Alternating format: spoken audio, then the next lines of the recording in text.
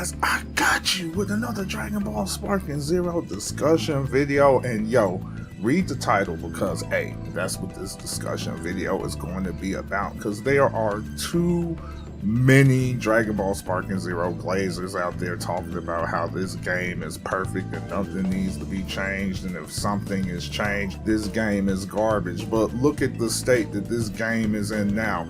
You got far too many people leaving this game, so obviously there are things that has to be changed in order for this game to be better, because this game is far from perfect. So let's go, let's get it. So let's start with online, shall we? Because online connectivity is an issue. The online is not consistent, and this game has mechanics in it where you need the Z counter, you need the super counter, and you need to be able to time those counters in order to be able to have some success in this game. And the connectivity in this game is kind of piss poor, because when you play the game offline, you're going to be able to perform the counters, but when you go online, it's never consistent. Time and time again, it depends on the connection that you have between you and the other person. There are some matches where you can perform these things, and then there are other matches where you can barely do it at all. So the online has to be fixed, because it is not perfect at all. Far from perfect. Just play offline and try to do those counters, and you see what I mean, because the slightest hint of lag is going to throw off the timing significantly. This is a given. No crossplay. No crossplay is a no-brainer. Nowadays, when it comes to online gaming, crossplay is like that golden standard, and crossplay could help bridge the gap, because you're going to have a lot more people that play on the PlayStation 5 side. PC people could play anybody. Xbox, PlayStation, Xbox, PlayStation, PC. You have it, you can play against the other person. It just would have helped the game a whole lot more in terms of getting a more active community. But since, you know, no one can play each other if they're on different consoles, that just ruins it, right? It hurts it. Offline multiplayer is trash. I mean, come on, dude. You look at all the past Tenkaichi games, you could play every stage, every mode, whatever, with another player. And with this game, offline, dude, you can only play somebody else. Couch co-op, couch multiplayer, whatever you want to call it. You can only play them in the hyperbolic time chamber. That is lame sauce. I mean, people are making all these lame excuses about why they couldn't do it. That's bullshit, because come on. This is next generation gaming. There is no reason for them not to be able to do that. I just feel like they are more than capable of doing it. I don't know what it is. Maybe it's because Bandai Namco didn't give Spike enough time.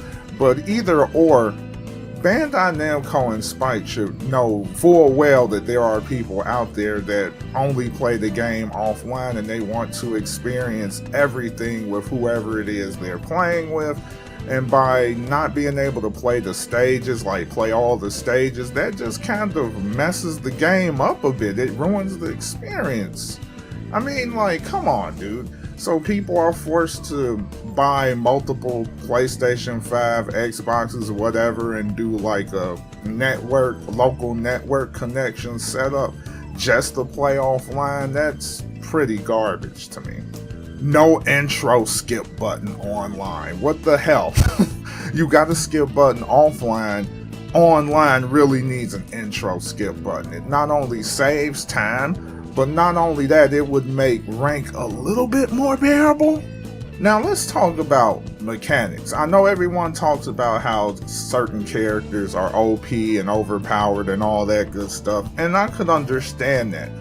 But I feel the real issue here is the mechanics.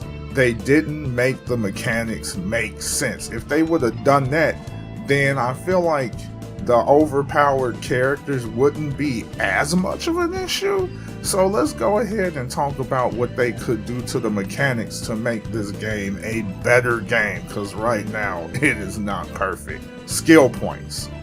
Skill points are not lost when a strong skill is interrupted. It doesn't make sense that you interrupt somebody that activates a skill and they don't lose the skill point. So now basically they could keep trying as much as they want until they finally get that instant sparking or whatever the fudge they're trying to get, and I find that absolutely stupid. There's no risk involved because they can do it at any time. If you're able to interrupt their skill, there should be a punishment so that there is more of a risk reward factor here. Because when it comes to this game, usually I would say 50% of the time when somebody gets off an instant sparking and they're laying their ultimate, they practically win, especially if you got somebody's health down to, let's say, about halfway. Some characters could just destroy you like in one hit. So I mean, like, there has to be a fix there. Perception should cost a lot more. Perception is an easy bake oven counter. That counter is so easy, even a caveman can do it.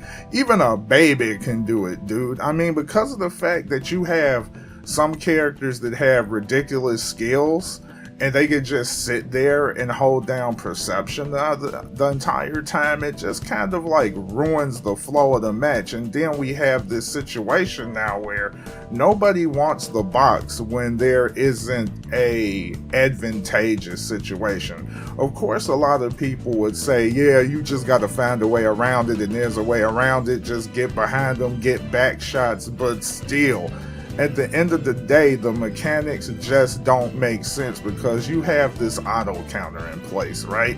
It's so easy to use and there's no risk reward to it.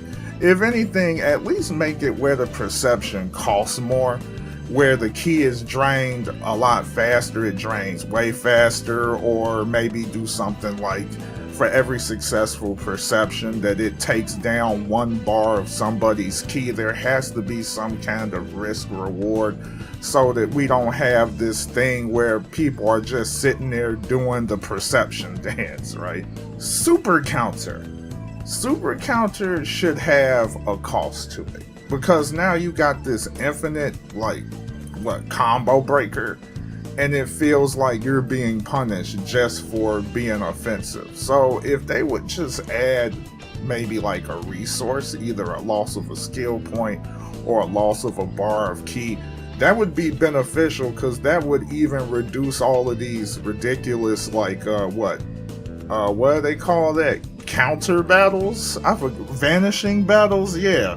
So why not just make sure that the super counter and the Z counter, it takes maybe about a bar in order to use it, so we're not sitting there doing these vanishing wars all day. So that's something else that they could do to make the game make more sense and have this situation where there's less of this that just wastes a lot of time and energy and kind of makes the matches a bit dull. And I know there's some people out there that's gonna say that happens in Dragon Ball all the time. I get it, but I feel like it just interrupts the flow of combat way too much when every few minutes you have these like 5-minute vanishing wars. And I also have a recommendation too for the vanishing wars thing. Why not have it where you can cancel the attack animation of vanish strikes and super counter strikes so that you can return to neutral yourself? I think that would be a great way to mix up the combat as well, so that would help reduce these ridiculous vanishing wars too. Short dash should not cost key. I honestly believe short dashes should not. I understand why the one dash where you can instantly get behind someone costs key. That makes sense.